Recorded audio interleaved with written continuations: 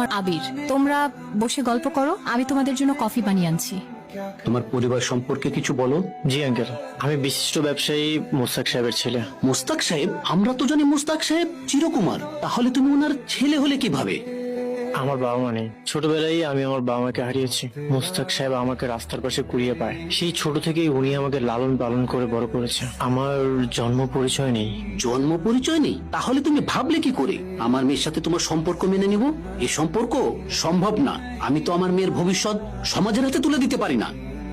বাবা, আবির কোথায়? চলে গেছে, কেননা এই সম্পর্ক সম্ভব না, সমাজ এটা মেনে নিবে না।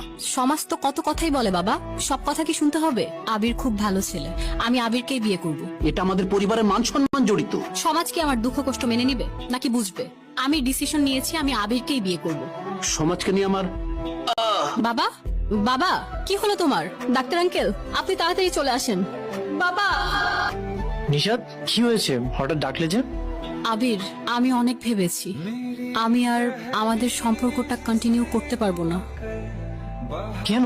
আমি কিছু করেছি? আমি কোনো ভুল করেছি? তুমি কিছু করনি, আসলে আমার বাবা, ছোটবেলা থেকে আমার বাবাই আমার কাছে সবকিছু। আমার মা তো মারা গেছে অনেক আগে, আমার বাবাই আমার মা বাবা দুজনের অভাব পূরণ করেছে। আমার জন্য যদি আমার বাবা মারা যায়, সেটা আমি কোনোভাবেই মেনে নিতে পারবো না। আবির, তোমাকে না পাওয়ার আক্ষেপটা আমার সারা জীবন রয়ে যাবে। বাবার শ্বাস কেড়ে নিতে পারি না। তুমি আমার সবকিছু। তোমার হাত ধরে বাকি জীবনের স্বপ্ন দেখেছি। জন্ম পরিচয়হীন হওয়াটা যে অপরাধ হয়ে যাবে সেটা কখনো ভাবিনি। আমার বাবা মা নেই, এই জন্য যে আমি সমাজের বাইরের কেউ হয়ে যাব সেটাও কখনো ভাবিনি। আর এটার জন্য হয়তো তোমার বাবা আমার ভালোবাসা মেনে নিচ্ছে না। আমার চলে যেতে হবে, আমার হাতে আর বেশি সময় নেই। তুমি কি আর কিছু বলবে? মায়া বাড়িয়ে চলে যাচ্ছ।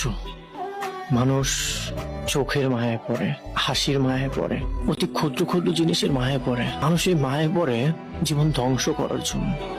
ভালোবাসা কমে যায়, কিন্তু কারো প্রতি মায়া কখনো কমে না।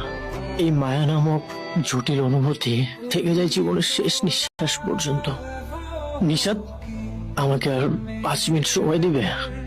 কেন? আমি তোমাকে অনেক ভালোবাসি আবির, আমি আর তোমার দিকে তাকাতে পারবো না। তাকালে আর ফিরে যেতে পারবো না। তুমিও পেছন ফিরে আমার দিকে আর তাকাবে না। বাস্তবতা বড় কঠিন আবির। চরম সত্য হলো বাস্তবতার সবকিছু চাইলেই আমরা পেয়ে যাই না। আমি জানি তুমি অনেক কষ্ট পাচ্ছ, তবুও বলবো তুমি তোমার স্বপ্নের দিকে, তোমার কর্মের দিকে মনোযোগ দাও। বাস্তবতা কখনোই আমাদের মনের মতো করে হয় না, মেনে নিতে হয়, মানিয়ে